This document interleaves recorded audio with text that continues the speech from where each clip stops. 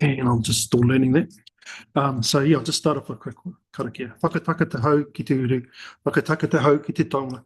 Kia mākina ki uta, kia mātaratara ki tai he kia hi. Kia hiaki ana te atura, tākura, he tio, he huka, he hau, tihei mauri ora. So yeah, welcome to today's meeting. There will be a lunch following the end of the meeting today. And just before I start the meeting, I just want to say a few words. You happy for me to take your just some thank yous for all the team, CEO Stace. This is our last meeting as a group, so it's the end of the era for us and the start for a new beginning for many. We will have changes at the table. We have a couple of councillors that are not standing again, and I'll give you an opportunity to have a talk at the end if you want. And thank you for your service. To all the staff that have to put up with me for the last 3 years, thank you. I think we've made some progress. So the community is going to decide who the new team at the table is, and I just want to. There will be changes, and there will be some people that will get in and some people who won't. It's great to see everything's contested. And all I want to ask people is just be humble and respect the result. We had examples of not being humble at the last election, and it wasn't good. It's the community that decides who's at this table. So let's just respect whatever the result is on the 11th of October. And it's a privilege to work for the community as a councillor, as the mayor. So, yeah, that's all I ask for the rest of us. And thank you for all your support. It's been a good, busy 3 years, some challenging times. And I'm just going to say, sorry, but the old timers, you've been a great support for me. You all have actually. Councillor Brooks, you and I have had a few clashes, but I value your time and your advice at times. So, yeah, everyone's contributed. So thank you very much. All right. We have an apology today from Councillor Peterson.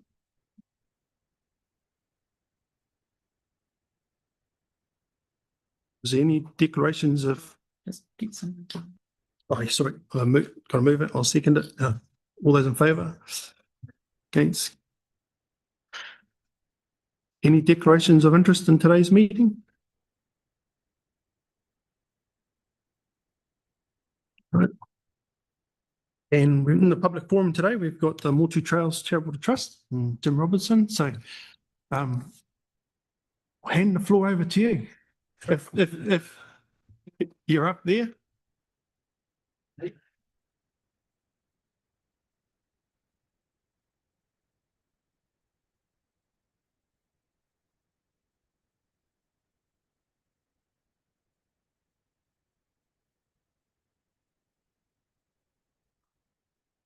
Thank you. So this is Amy, who's our trust chair, and Kurt and Tony and Kieran in the corner. So there's 9 trustees of Motu Trails Charitable Trust who span Gisborne, Rere, Motu, and Matawai and Opotiki. Yeah, so we've got 5 minutes, so it's real. I've got 5 minutes, and then we can. So yeah, so I thought first of all, really, just to kind of reflect what Motu Trails is. So it's part of Ngātaringa New Zealand Cycle Trail. So there's 23 now great rides all around the country. That's just the bigger context. We sit within a kind of a membership of the nationwide organisation. There's promotion at a national and international level for Motu Trails through Ngātaringa. So that's just the bigger context there. Stop the Dunes Trail, so 9k each way, 18k return, done as part of the bigger trip, or most people just doing it independently. walking, cycling, running. So everyone thinks cycling, but it's actually pretty much the same number of walkers, at times even more walkers than there are cyclists. Locals and visitors, that's very seasonal. So this time of year, much more locals, but through the peak season, much more visitors, about 20,000 counts per year on the counter. Motu Road, so that's got 48k of gravel.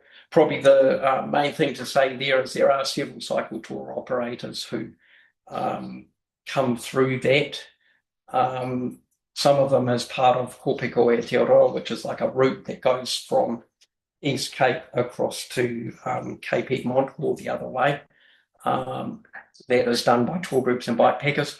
So there's a few cycle tour companies who are using Motu Road in that context. Pākehī, so public conservation land, 20 kilometres long, and it's again same as the Dunes Trail. It's in fact Pākehī, there's even more walkers than there are cyclists, but it's about 2,500 counts per year. And the Waitahi Trail and the Waiaweka Trail. So this is out near Te Ahiawa. There's not a track counter on there, but anyone who's driven past knows that it's getting a good degree of use. I suspect it's not a long way off the Dunes Trail, and especially for walkers, like you see a lot of walkers doing just little short sections of the trail. So that connects seamlessly back to the Dunes Trail almost seamlessly. This is just, I thought I'd put in just so you guys know what kind of comes through Motu Trails Charitable Trust. So we're doing all the maintenance now and kind of really the whole of the engine of the trails. So there was a realignment at Hokowai, so we did that through our own funding, and from Mimbi there was a resurfacing project that we did about 800 metres on the trail. This was earlier this year. The Tirahonga section, the boardwalk section, is always going to be volatile because it's exposed to the sea and high wind and sand drift. So we clear that on a regular basis, and once or twice a year get a machine in there to do that. There was up on the right hand corner, there's been a whole lot of signage and displays and stuff in the last couple of years. We put up some pull-up bars between the start of the trail and at Memorial Park. And just recently we accessed money for the bridge repair, which was a council project at the Jackson Road at Te Mapara Bridge. The environmental work, so there's been 35,000 trees now that have been planted on the trails. So that's a purely volunteer thing with the trees from regional council, and there's trapping and predator control that goes on now very intensively, and that's all volunteer. So we get funding from things like Bay Conservation Organisation and Bay Conservation Alliance, and from regional council to run that for bait and traps and stuff. And the traps, the initial traps, a lot of them came from DOC. So that's all at no cost. And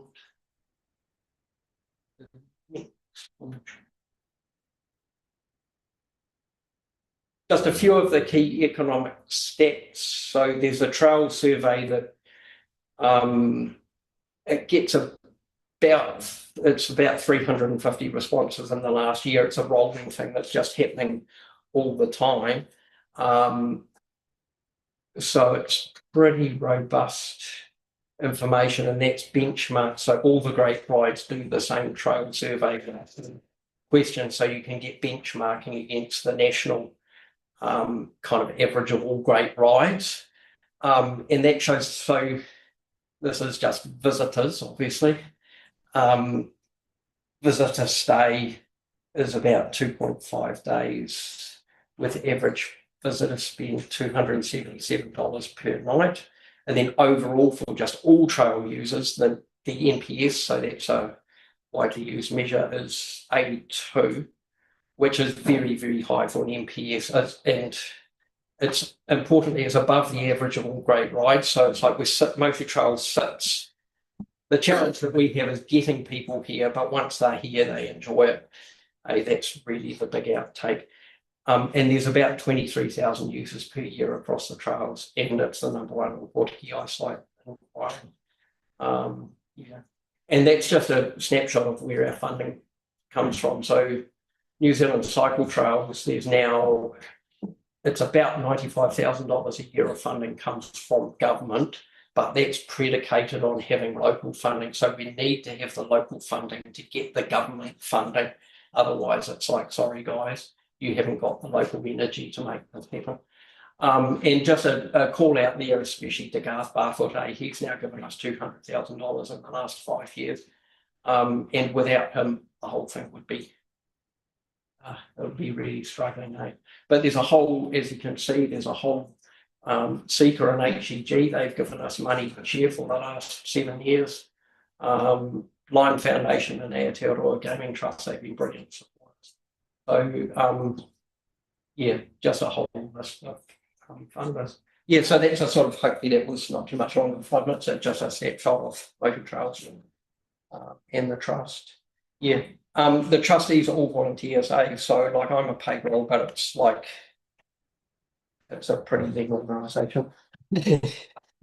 Yeah. Any? No, I think we're very lucky in having Jim there and the team over on the Opotiki side. And we've also really appreciate the support that the council gives us on this side. It's amazing. We often have Tony at the meetings, and yeah, just a huge thank you from us, really. Yeah. Any questions? I haven't used the trail as much as I should have, but hopefully I can change that after getting a new hip in December. So,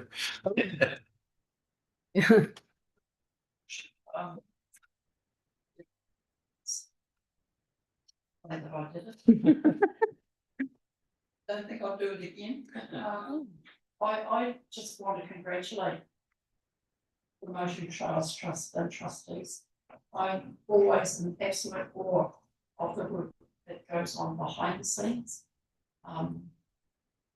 One thing I am grateful for Facebook is that we do see what you volunteers are doing all the time, particularly after we have events. See the photos of before and the photos of after, and I don't think it actually shakes. From me, thank you. And congratulations. Oh, thank you. And it's actually just, can I just jump in? It's like something that drives me personally is like, so there's this whole Motor Trails is a visitor destination, but it also has local, like it obviously has local, it's for the local community ultimately.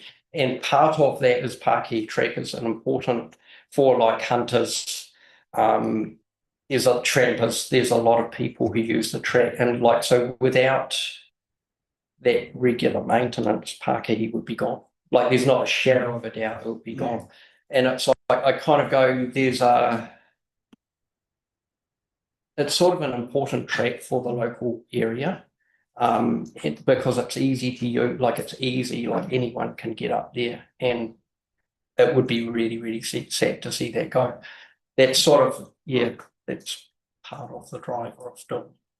Yeah. It's one of the biggest cost factors to maintenance wise. Yeah, not to council, but none of the track. Yeah, absolutely. So there's MIMBY funding and also gas and so the maintenance for Parky is no cost to council at all. And dock. Yeah. But it's worth noting that Doc put in, when Motor Trails was first set up, there was $35,000 a year budgeted to Pākehī for dock. They now put in 16. So it's sort of, They do cover 570 kilometres of tracks and trails in the whole area, so the local dock. So it was hard because it was a 20-kilometre trail to try and justify when they've only got 500,000 to spend for everything, all the huts, 270 huts or whatever, 570 kilometres of trail. So we are grateful that we get what we do from them because we know what very limited budgets they do have.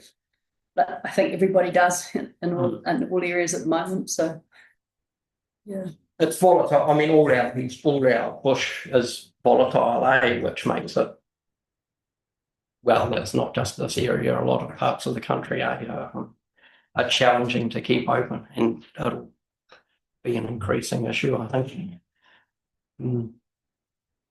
That Pākehī, there wouldn't be too many unique cycling tracks like that. No, one of a kind. Yeah. It's absolutely one of a kind. It is. Yeah.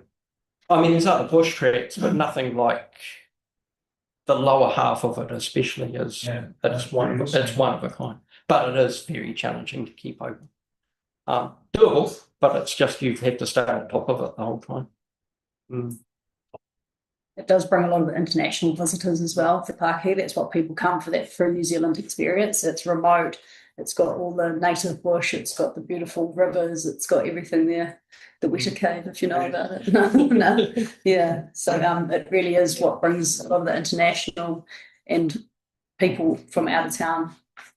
Yeah. Well, thank you very much for that presentation. We know all the hard work you do, Jim, and the team. Yeah, and we know there's some challenges at the moment which we're working on as a group too.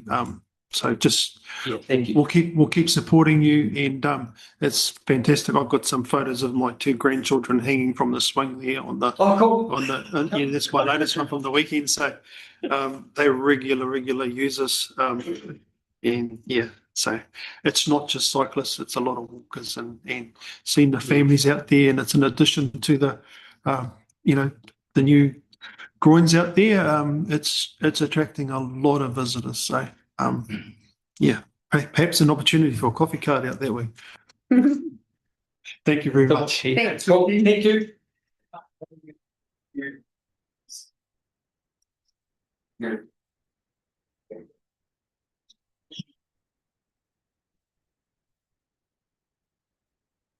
If anyone wants prices, should I just mention also the stuff that this is one of the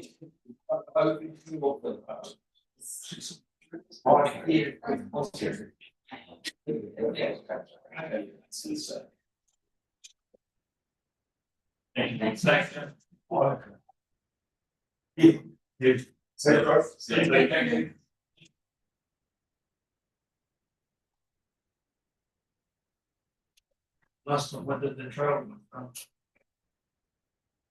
He biked all the way from out of town. Well, no, he biked home, but he had a 1-speed mountain bike, and I was struggling with my 21. So he's a legend. Yeah, Pākehī Creek is a really different. Doesn't I've done it 4 times. Well, I tracked it. I must have tracked it way back in the day. It wasn't. Yeah. Well, I guess. It wasn't all twice. It checks the experience. It's all good. Yeah. It's scary enough during the daytime, more than at night. Thanks. Well, what is from All right. We'll move on to page 4.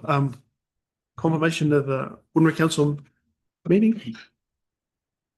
I'll move that if I can second it, please.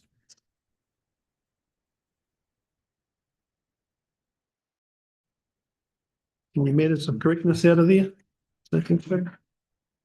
I'll put that motion. All those in favour? Against? Okay, thank you. On page 12, confirmation of minutes, extraordinary council meeting. Moving. Shona. Steve. Just receiving the minutes. All good. I'll put that to the vote. All those in favour? Against, carried. Page 15. That's a Risk and Assurance Committee meeting, 5th of May. I'll move this. If I can have a seconder, please. Sure. Leaving these minutes. Everyone happy with those ones? The vote, all those in favour? Against? Carried, thank you. On the page 23.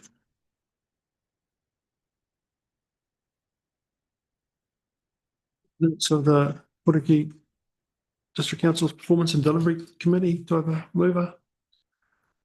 And I'll second it. Just one thing,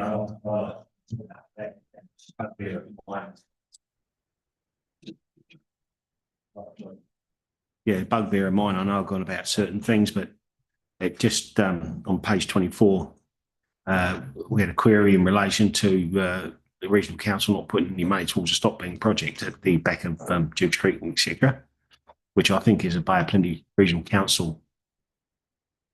It's their responsibility, and it really disappointed. So hopefully, if the council changes, we might get some reasonable discussion in that, because I think it's something that it's their responsibility. And there's also the gravel under the bridges and stuff. These are things that regional councils should be doing. I don't think they're doing as well as they could. So I just highlight that for you.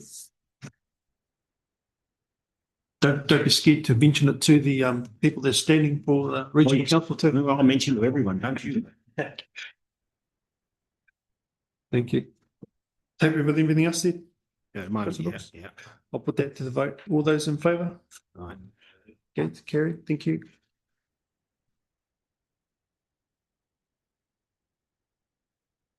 On the page 26, minutes of the Press Community Board held.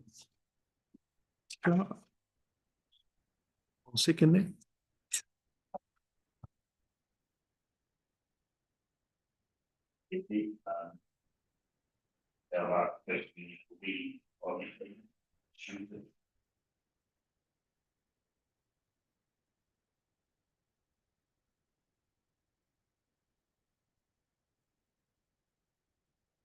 I didn't attend in person, but was able to join online. So, yeah, I think that it's self-explanatory. I'll put that to the vote. Just receiving this. All those in favour? Against? Page 33. Mayoral report. I'll move this if I can have a second, please.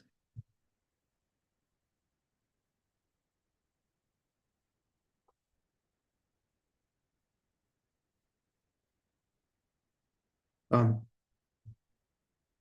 just want to highlight in there our last OMAG meeting. That's sort of the end of an era for that one, but it will sort of turn into something else at some stage. So that was quite a highlight. Councillor Howe, lively discussion, and so some good points raised. But yeah, what a journey that committee's been. So I'm sure it'll turn into something else moving forward. Do you want to add anything there, Councillor Howe? Oh, no, I think it served its purpose. It was set up to make sure that everyone is kept informed about what's happening with our harbour development agencies. And some of those people that were original people on that committee passed on now. So it's a lot of work went into it. And I think we achieved what we set out to achieve. So when you finish on the committee and the committee winds up, it's pretty satisfying that you've been a part of it. And those groins are looking really, really good. We've got still a bit of work to do on how we're going to manage the harbour, but that's a new entity that the new training will be set up. So look forward to see how we're going to set that up. But yeah, from a Portuguese perspective, I think that the harbour and the marine industry is probably where it's at for us going in over the next 30 years. And I think there's going to be big happenings once the science has been progressed to get us to that stage. But I think there's big happenings in the agriculture department, especially in open sea farming. So Portuguese set the catalyst for that. We pioneered that venture worldwide. We still haven't got there, you know, as we all know. It's massive work in progress at the moment just to get the farm viable. So may it continue, and we develop all that water space that we have out there from Ohiwa all the way to the Cape. You know, it's a massive area of water out there to farm. But, you know, we're waiting for the scientists to come up with ideas, and which they are every day worldwide. So yes, I think it's very exciting for a little town like Opotiki to be fortunate enough to be the pioneering town of the world to get open sea farming underway. Watch the space. Thanks, man. Yeah, it was a very big meeting. All right, I'll put that to the vote. No other, Bruce. All those in favour? Against? Carry. Thank you. I'll move on to page 37. Delegations to the Chief Executive. I'll move this if I can have a seconder, please. And we'll hand it over to Antoinette to present to us. Oh, morena koutou. So there'll be a period of about 12 days after the election and before the new council is sworn in, where we require the council to delegate its responsibilities to the chief executive for that period. There's a number of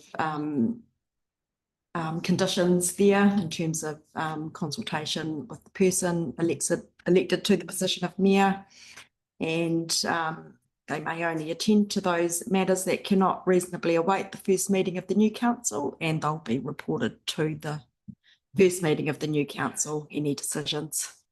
So I'll take the rest of the report as read and happy to answer any questions.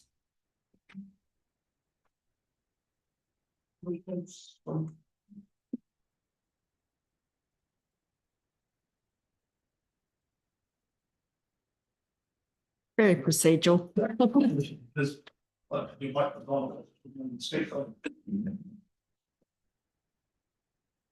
good, Rob? So, your mic was on, wasn't sure. All right, thank you for that. Well, fingers crossed it goes well for 12 days. One thing, I was really disappointed in the fact that the electoral roll left out those profiles for our 3 Māori ward candidates. I thought it was shocking.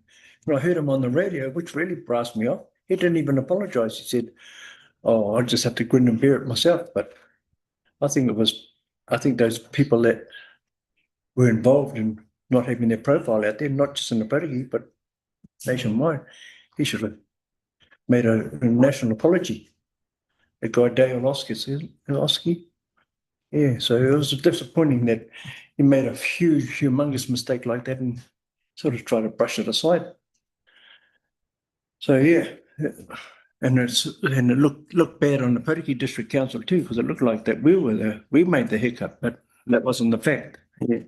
Come on. Thank you for that. And I did follow up with, they did get a phone call personally, which was nice to hear. You can't undo that. It's a big mistake, like you said. Yeah. And the apology first and foremost had to go to those affected. Which was not good. But yeah. All right, I'll take that on board. Yeah, It was Oh, sorry, just got a comment. So just in relation to, like say a civil defence emergency in that time, would that then transfer to Eustace as CEO rather than the mayor declaring something like that? Just putting some context around it, is that right? Fingers crossed over those 12 days. It's lovely and sunny.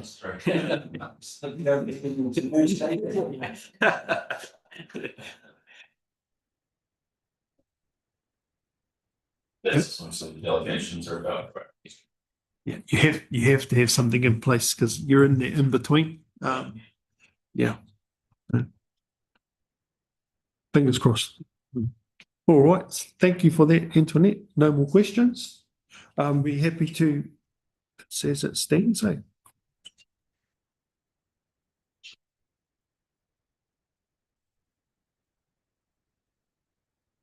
Yep.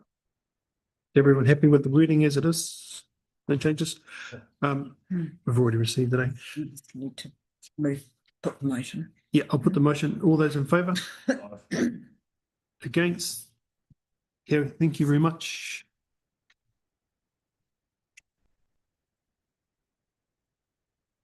Move on to page 42.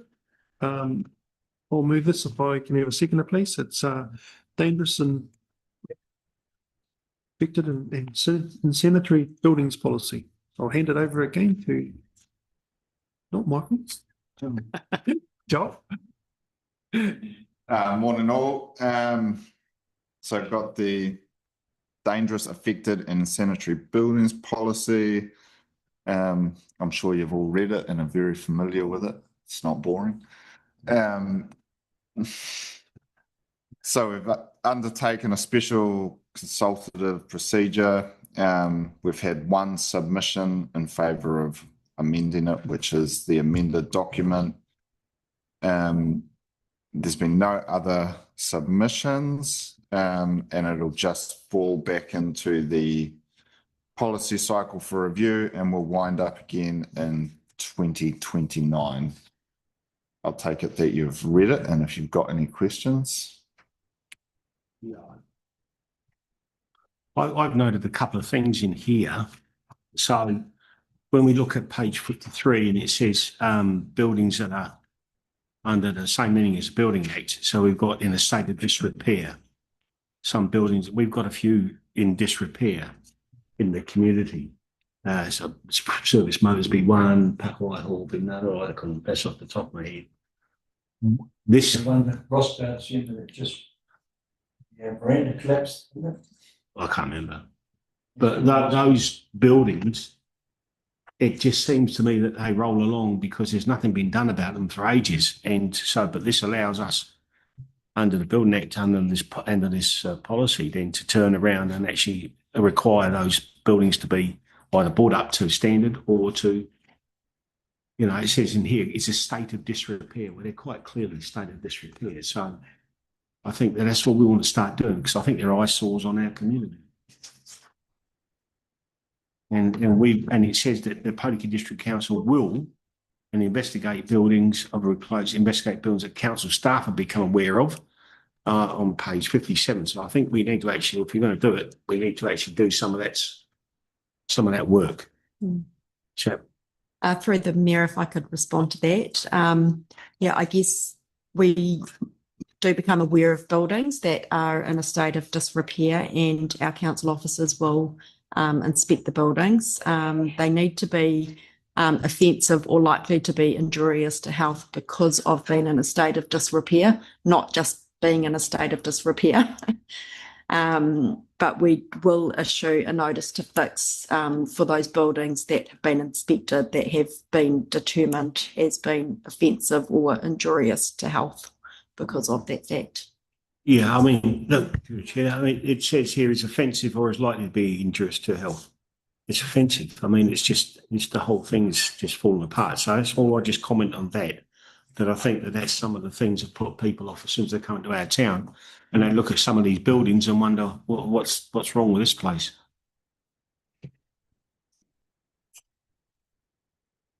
Yeah, I totally agree with what Tom just said. You know, it's been an eyesore for that long. It's not funny anymore, you know. The people that own it, which is Ngāi Tahiwi Authority, I think it is. Yeah, they need to be given notice, I believe, that, you know, how long is long? You know, we give them long enough. They need to be actioned or they need to sell it or do whatever. it's full of asbestos, which is a health hazard. So yeah, I think now it gives us that leverage. We pass this piece of what's it called? Dangerous affected sanitary building policy, yeah.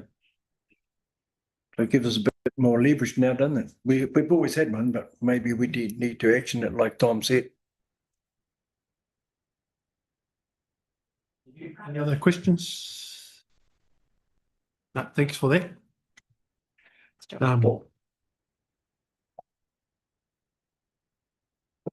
Further questions, we'll put that to the vote, but we're going to adopt that. Option 1A. All those in favour?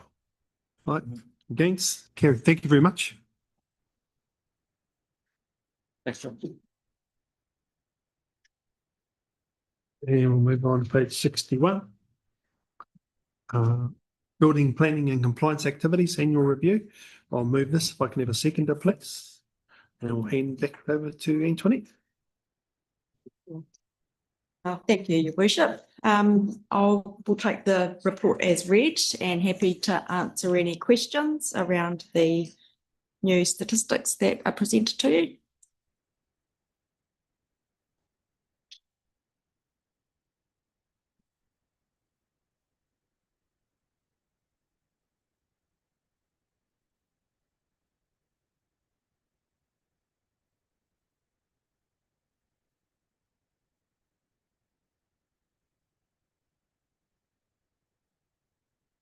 I guess of particular note, the number of building applications haven't increased so much, but the estimated value of the work has increased due to the high proportion of residential 2 and residential 3 buildings that are more complex and have a larger footprint.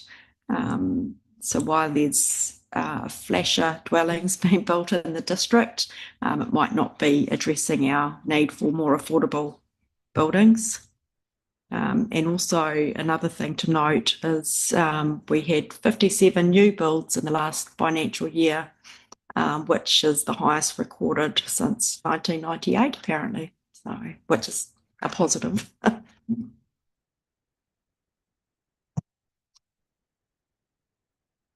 And I guess to note the value of non-residential consents was very high in 2021, flowing through to 22, 23, and it has dropped. A lot of that non-residential consent work will have been related to the harbour development as well as other industrial and commercial developments in the district.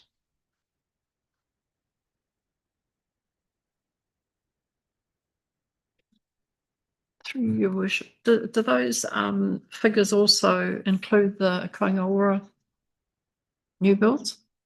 As far as I know, yes, Okay. yes, they will. Yeah. Thank you.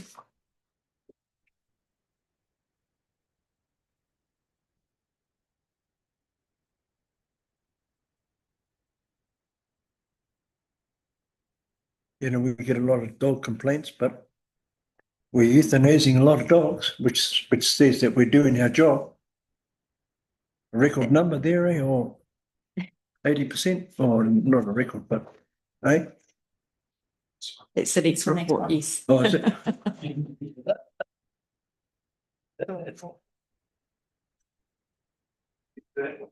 That's on page 75.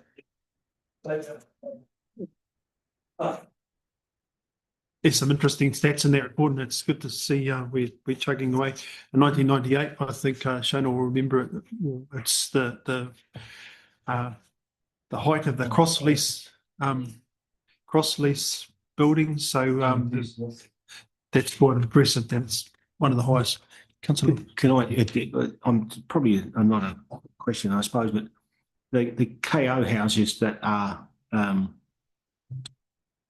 are we putting the fact that these are consented by KO and not the council on the LIM reports?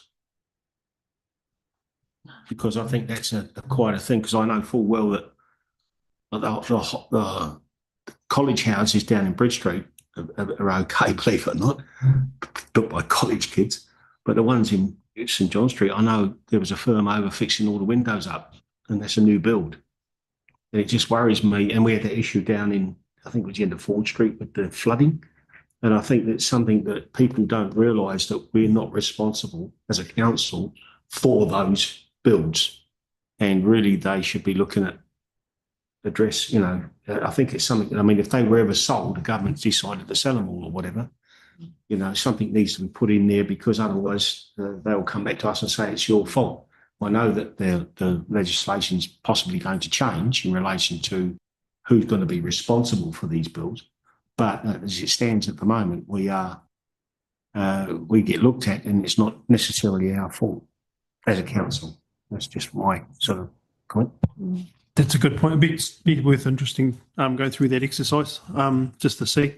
And having seen some of the ex-state houses that have sold over recent, the past, they're probably some of the most uncompliant ones with the latest healthy homes. And some of them are pretty hard to get up to standards. So that's why they had a whole bunch of new houses built. But no, that's worth us having a look, and just to find out if that is the case. Make sure it's very clear that that was not consented by ODC. Yep. I can follow that up and make sure that that goes on to Lynn's.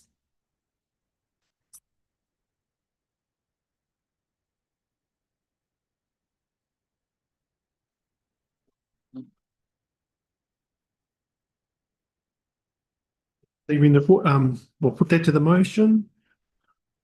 All those in favour? Against? Carried. Thank you. We'll move on to page 17 now. Yes. And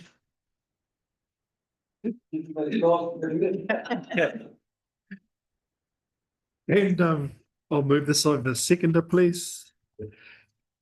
Kimera, and I'll hand it back to Antoinette.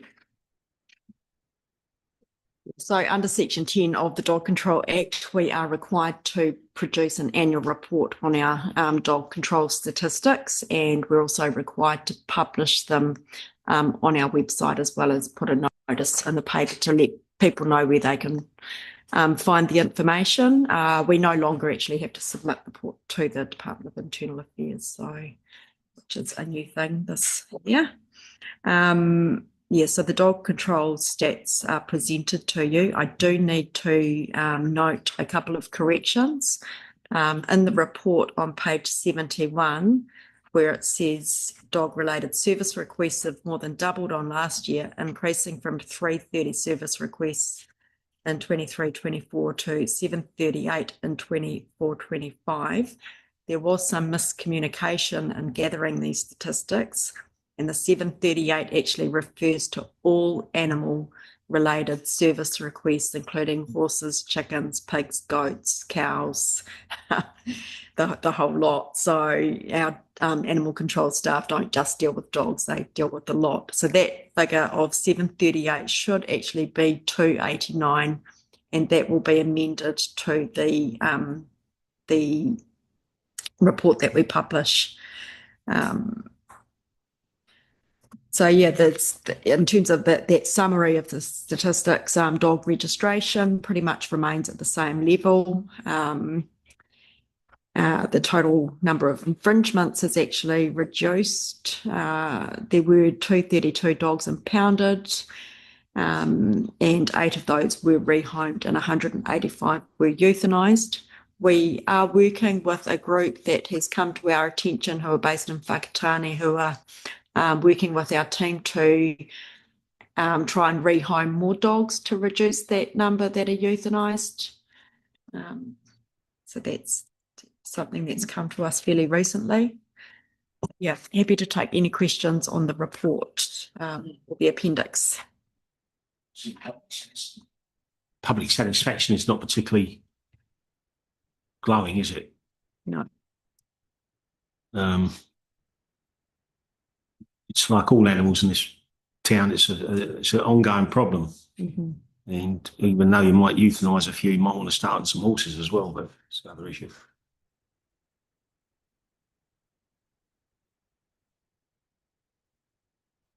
Yeah. Any other questions? Yeah, it's quite a shocking number of animals to be euthanized, and it's just highlights the responsible owners out there. It's not that hard and not that expensive to have animals desexed. It's a responsible thing to do, and the satisfaction isn't high. And it's those irresponsible owners that just makes it real difficult for animal control. So that's an incredible number of incidents to respond to the total. How you can get all around them. So a fair few of them are horses, which we struggle to deal with, which we're working on. So yeah, thanks to the team. It's a bit of a thankless job. Not many policemen get thanked for handing out speeding tickets, Councillor Brooks. So it's a bit hard to keep people happy in that space. But yeah, it's got to be done, and it'd be nice to see that lifted, and hopefully, as we see the number of euthanized dogs go down, that might increase. Yeah, through you, the Mayor, the team are doing a fantastic job, and they are taking a more proactive and educational approach rather than a compliance and infringement approach with our community. So we're hoping to see some changes in dog owner behaviour, but it won't be overnight. Any other questions? Recommendations on page 7, please.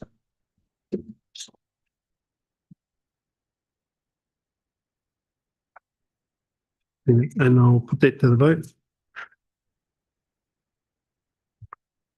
All those in favour? Against? Carried, thank you. Thanks, Ed. Just waiting on Gary to come next time.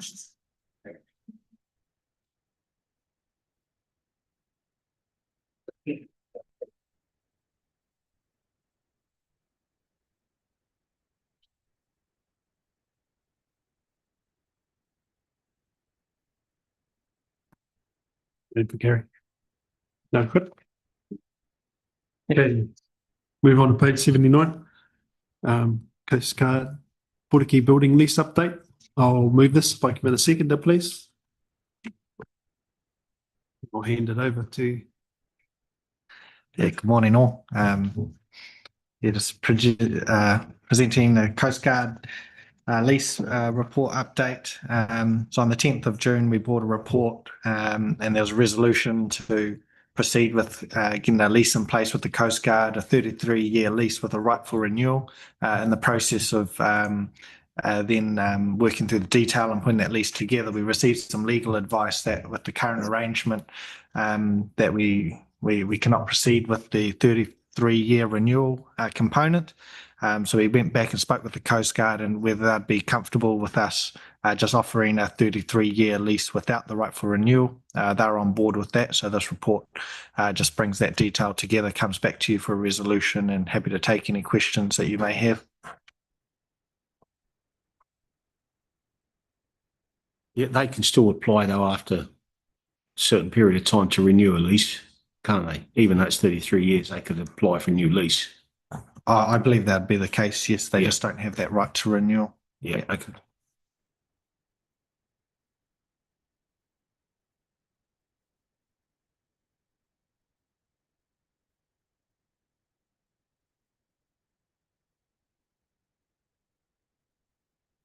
Any other questions? Yeah. So when you talk about subdividing the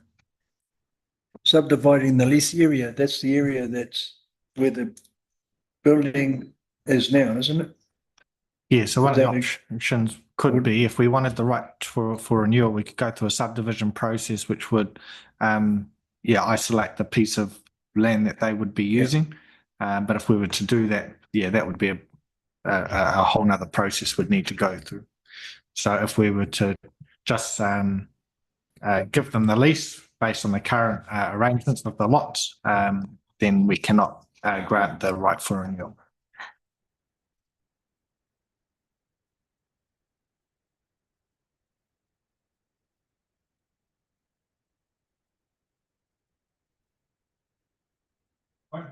I think we should go for option one. Yep.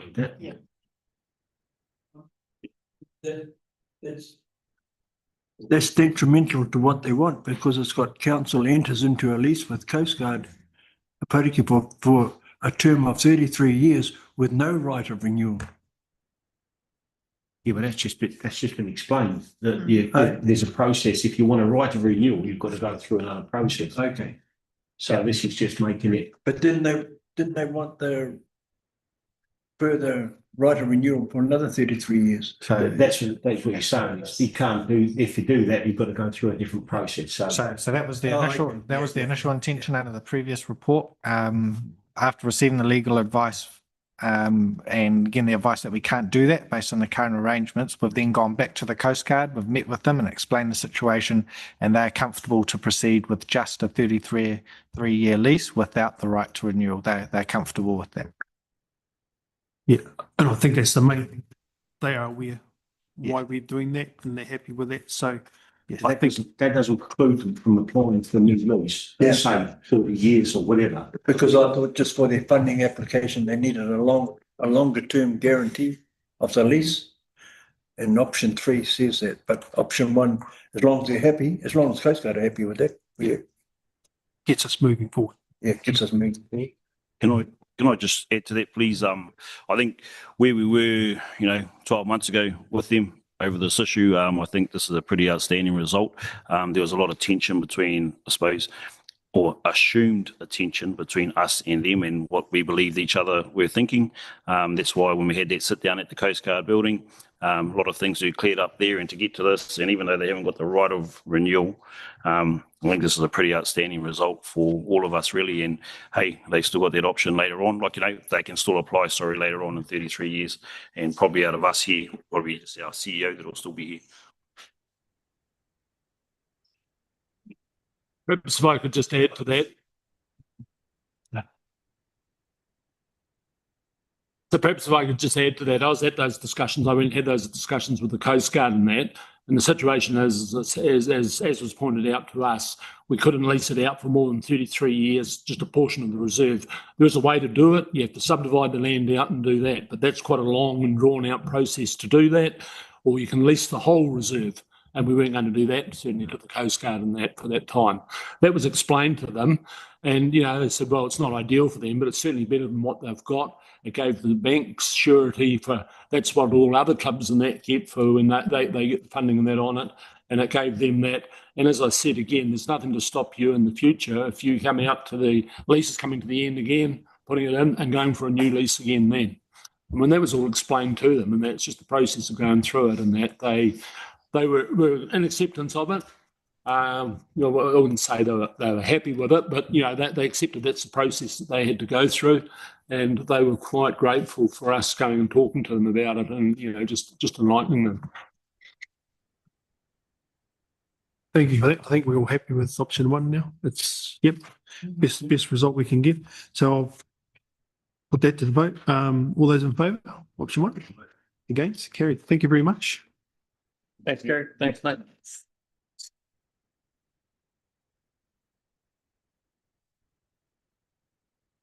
We're on page 119.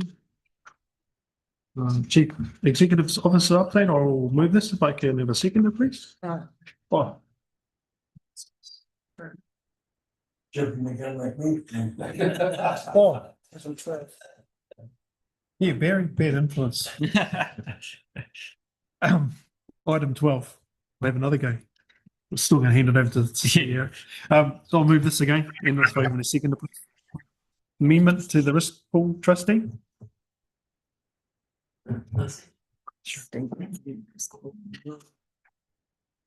Right, thank you, Your Worship. Just also like to point out that Stephen Ferson, General Counsel Risk Pool, has joined us online. Can you hear us okay, Stephen? I can, kia ora. And thank you for joining us. So I'll take the report as read, but just a quick intro.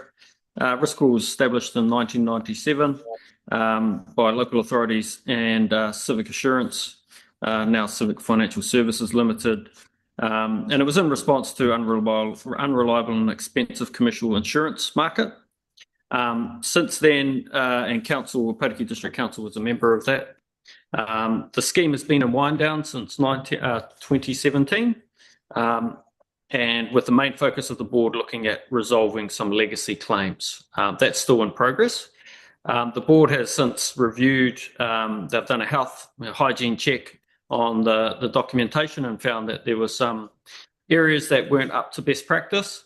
And subsequently, this is a procedural matter to bring the documentation up to what is considered best practice.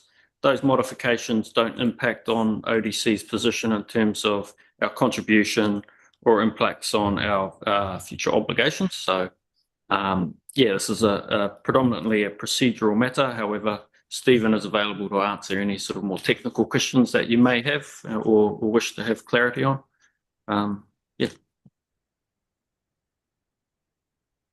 Was there anything you wanted to add, Stephen, to the intro?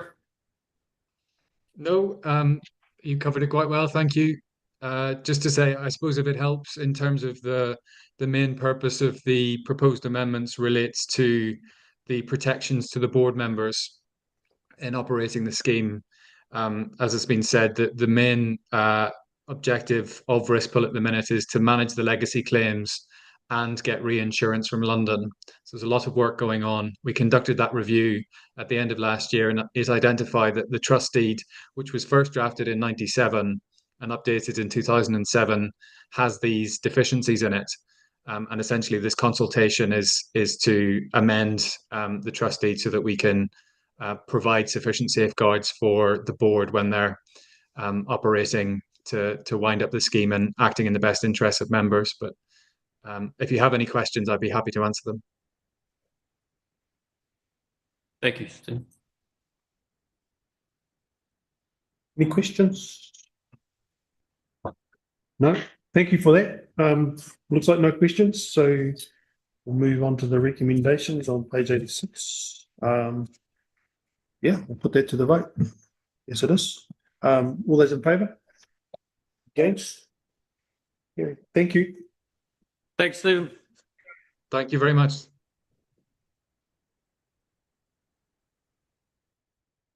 Now I have another go. Move on to page 119. Chief Executive's Office update. I'll move this over to second, please. Hand it over. Thank you, Your Worship. Take the report as read, just a couple of highlights. Just further, touching on the comments about the Pautiki Marine Advisory Group meeting that last hui was, it's been a long-standing group, and it was nice to be able to be a part of it for a period of its journey. The other thing is the citizenship ceremony. I really enjoy the citizenship ceremony. It's a really nice occasion and something that I feel privileged to be a part of. I feel like we do a really good job of it, and we have quite good feedback from those who get to come and experience the ceremony with us. So, but happy to take any other questions.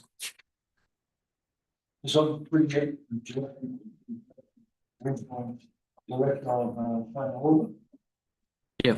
What do you have to say about the housing situation there? Yeah, so he is now taken over from, we used to have Darren Toy as our main sort of contact for the Bay of Plenty. So he's now taken over the role of both Waikato and Bay of Plenty representative, Mark. So he met mainly as an introduction to, the meet and greet as the new sort of contact for KO within our area. As you'll all be aware, there's been a significant change in direction from Kaingaroa in terms of the pipeline of builds that were proposed, not only in our district, but across Aotearoa. So their plan is to look to divest the land that they had purchased that they're now no longer planning to build on. They are committed and continuing to build the ones that they have already commenced. However, they're looking to divest their land that they're no longer going to be developing. So what happens to that land? The special example is that we sold them that land in Union Street. Then they no longer want that as it's not fit for purpose. So what happens there? Do they put it back on the market? Yeah, one option would be that they'll just put it back on the market. I think they're in discussions with other potential housing providers that might want to look to pick up that land and develop it. But yeah, ultimately they'll be looking at a range of options to divest it. One other concern is, but what Tom brought up as well, mate, but maybe the tenants that we're putting into these Kaingaora houses. Hopefully they're all our locals. Like, we don't want to be housing people from out of town in Kaingaora houses in the Potoki when we've got a housing problem for our own people. So does he know that situation? Like, have you asked him that question about, are we housing our own people first, or are we bringing outsiders in? Yeah, because sometimes it looks like we've got outsiders coming in. Yeah, good question. In terms of the pipeline of works that was identified for Portuguese, it was based on the need associated locally. So that hasn't changed in terms of the need locally, and having pathways into those housing availability is still a primary objective of KO. However, they're not going to be providing as many houses, so it's going to still going to be a problem locally to resolve. With tenants that are in there, he made it very clear at our hui that if there are any issues that have been observed, don't hesitate to reach out. They are going to be very particular in responding and making sure that the tenants are meeting the expectations of Kaingaroa. So he was, very engaged in that and understood our situation and the challenge that this change in direction is going to have on those who need affordable housing.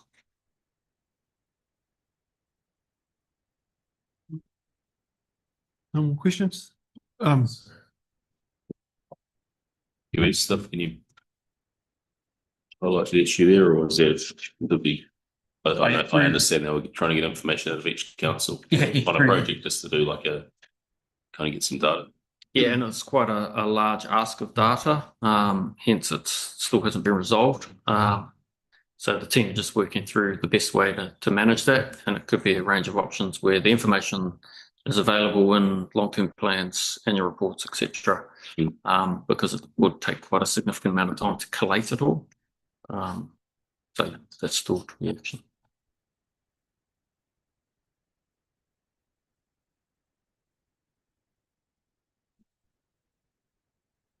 No more questions? Seeing it, so I'll put that to the vote. All those in favour? Against? Carried. Thank you. And we'll move on to a resolution to exclude the public. I'll move this by the seconder, please.